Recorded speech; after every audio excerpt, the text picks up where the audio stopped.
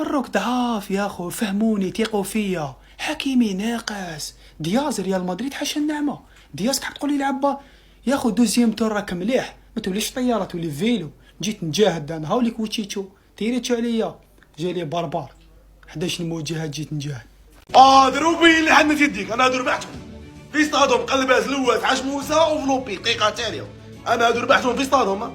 تقوليش مباراه وديه هادو تكعر عليها، ربحتهم 90 دقيقه 11 بارتيه غير الاخرى كوب دي موند. هذه مباراه وديه. انا ربحتهم في استادهم في الملعب تاعهم في المعقل تاعهم. دخلت حكرتهم وجيت رايح. باغي نعرف انت اش غادي دير معاهم دروك. بونج مع مروك راحوا دوزيام، غادي يتلاقوا مع الجروب تاع بريمي تاع الجروب تاع لاهونو. بنسبه كبيره غادي يكون لاهونو باسكو لاهونو عندهم 6 بوان. وغادي يتلاقوا مع تونس طايبين اللي ما كاش كاع تاع شاباتي وهريسه باينه بلي غادي يعطيهم كشر مع ولا يروحوا بريمي يتلاقوا مع المروك. بين لي شديروا بريزيل لقيتهم ناقصين درتو معاهم ليكوس 1-0 بشق الانفس. هايتي 2-0 درتو عليهم 2-1 بعد درتو عليهم قلعتو تريكو كاع هبلتو تحسب كاع ربحتو وحدين. جادو هايتي شكون هادو اكزيستو في الخريطه؟ هايتي بان جو تاع افونتور ولا هايتي فاهم ولا كرام ايدغاطونت ولا هاي بين لي كونت لا هونط بين لي. السلام عليكم. ايه اللي منتخب هايتي عمله في المغرب ده؟ الشوط الاول بس كانه نهائي كاس عالم يا جدعان. ايه الماتش ده 2-2 لحد دلوقتي. حارس هايتي قلب فجاه بوفون على نوير على الحضري على حقيقي بالحارس كويس شفته في حياتك قلب عليه. سيبك انت الجون التاني اللي هايتي هيخش قائمه احسن هدف في كاس العالم. واخيرا شفنا اشرف حكيمي بيسجل هدف من غير ضربه الجزاء. الجماهير بتعيط من الشوط الاول بس يا جدعان. هم الفخر الماتش هيعملوا ايه؟ المنتخب المغربي بيفوز بصعوبه على هايتي 4-2. طبعا الفرحه الهستيريه اللي قدامك دي هتفتكرها ان هي بالفوز على فرنسا، ولكن ده منتخب هايتي المغرب كسبته. المغرب مصنف بيقول لك 7 والهايتي مصنف 87. عشان كده بقول لك نيوزيلندا وبيتريقوا على نيوزيلندا هم قدام هايتي. طبعا اشرف حكيمي بالون دوري نجم اللقاء، عمل كل حاجه في الكوره. الواحد يقول اللي ليه واللي عليه، زي ما قال لك نيوزيلندا انا اقول برضو فاهم، لكن الكوره تاريخ يا حكيم والله. اتمنى ابراهيم بانينكا يشارك في كل مباراه عشان بحس ان هو وش السعد وبيعمل شكل للملعب بامانه يعني، وبيخلي الفريق المنافس يكون اقوى. فاتمنى كل ماتش وبانتظار من سيقوم بطرد المغرب في دور ال 32 من كاس العالم. تاريخ يا ابني.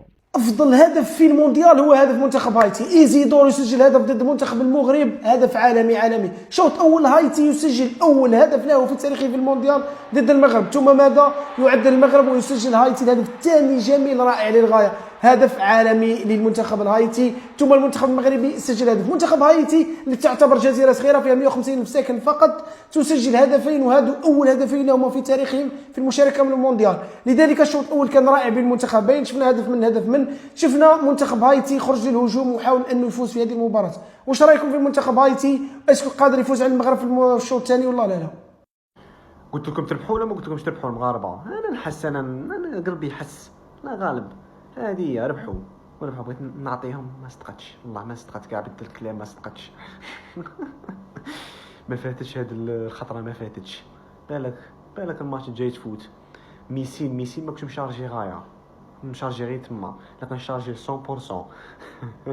المهم مغاربه كلشي مبروك عليكم تاهل. تستاهلوا عندكم ايكيب تقدروا تاهلوا بها وتيقوا توصلوا بها للنهائي لا فينال كوب دي موند عادي. راكم كلاسين 5 عالميا قلت لكم عالميين حاجه فور هذه تعقول. لا هايتي زعما هايتي مساكين داروا اللي عليهم بصح قلاوهم مغاربه قلاوهم بوزيسيون قلاوهم كلش زعما كانوا قادرين يكملوا معاهم ديريكت. ولاو يراطوا بزاف مغاربه. ابراهيم ديازك خاري على روحك اليوم ولا مالك؟ حكيمي الشيخ رحيمي هذاك صاي خدم الاخر تاعه مع كيسموه مي كان مع قطر هو كيلعب. المهم يحصلها المغاربه مبروك عليكم التاهل. هذا المغرب لا يتوقف، هذا المغرب لا يخسر. يعني أنا ما توقعت أن المغرب بهذه القوة يا أخوان. لم يخسر من البرازيل، لم يخسر من استوكلندا، لم يخسر من هايتي. المغرب قادم في الإقصائيات بقوة. المغرب راح يثبت نفسه. لمتابعة كأس العالم وجميع المباريات شوفوا يا أخوان اشتراك سنة و3 شهور مجانا بأقل الأسعار بجودة عالية بدون تقطيع. الرابط يا أخوان في البايو. نسخة المغرب الحالية بالتأكيد أفضل من نسخة المغرب 2022. يعني ممكن راح نشوف إنجاز جديد يا أخوان. ما شاء الله تبارك الله. اذكروا الله على هذا المغرب، اذكروا الله على هذا المنتخب العظيم. لا لا لا لا لا لا لا, لا. المغرب ما توقعت بهذه الطريقة للأمانة.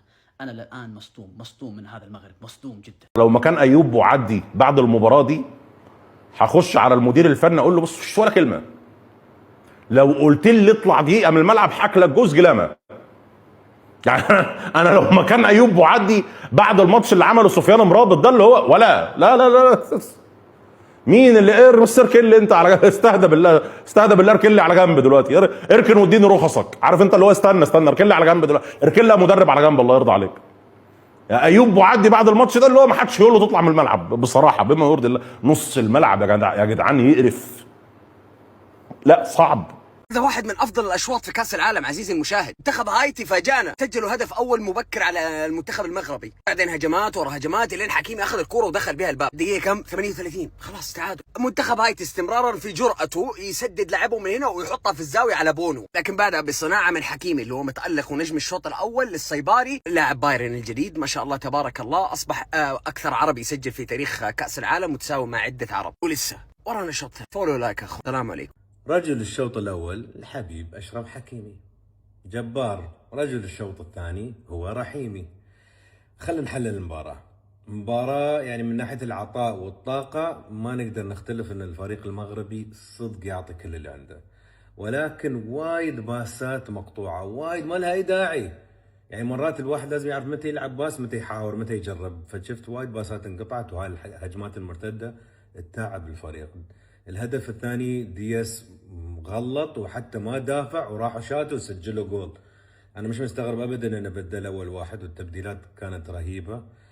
فمبروك، فريق عجيب، وان شاء الله توصلون بعيد، ونحن معاكم متحمسين ويا مبروكين. انا كنت متوقع يعني 3-0 4-2 ناخذها. حد يفهمني ازاي المغرب متعادله مع هايتي 2-2 يا جماعه؟ ازاي؟ ده اللي انا كنت بتكلم عليه على فكره في الماتش اللي فات قدام اسكتلندا، لما اتكلمت عن تراخي لعيبه المنتخب المغربي وعدم اندفاعهم وانفهم في ان هم يسجلوا اهداف كتير. لا يعني بصراحه يا جماعه انتوا ناس كتير انتقدتني وناس كتير قالت ان انا غيران او ان انا عشان مصري او لا والله نهائيا.